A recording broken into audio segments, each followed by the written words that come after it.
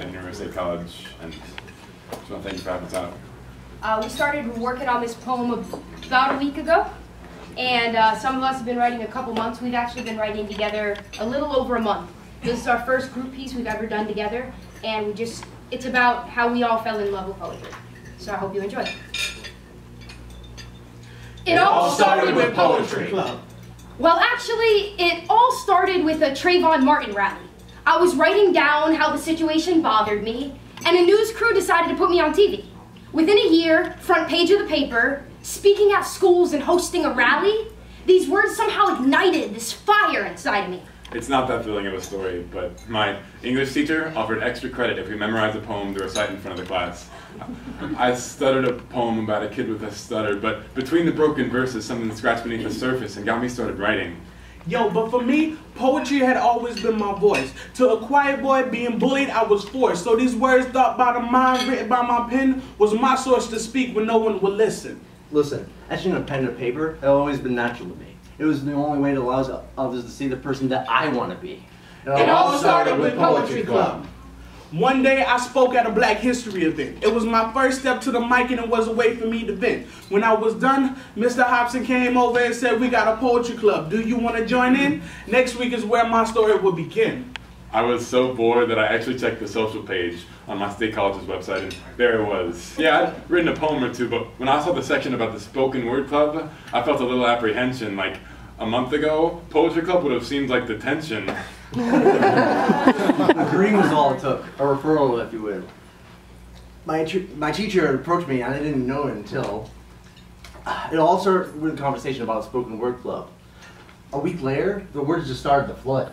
A club at the college didn't seem much for me. I graduated a decade ago. I'm not trying to be. Surrounded by kids, I have two of my own. But words can break barriers of ages and races. Poetry brings people together, I soon would be shown.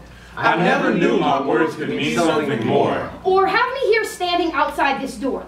I mean, I'm not much of a talker, and I'm covered in tattoos. Not to mention, it's been 12 years since I've sat in a classroom. I just started writing. I'm really not good. What will they think of me? I'll be misunderstood. This quiet black white boy with a passion to write coursing through his veins, but what would they think? Does my poetry stink, or was I lame? I couldn't get over what they must have thought of me. Tight jeans cut to above the knee and big glasses squeezed into dorky frames, but none of that mattered because when we started to speak, we were the same. I first visited after some members went to a gang violence summit, and that first day, little old me heard half the people there get up and huff their stuff about the pavement running red with blood. I was scared, but I got it. I'd never been to a funeral, but when I heard my cohorts and the words spill their hearts, all my problems seemed like nothing more than split ends because I got the feelings they felt for their spilt friends. My first time there, I heard a poem about gang violence. And my first time there, they heard a poem about an elephant. Now, my poetry and theirs, you'd have a hard time trying to compare.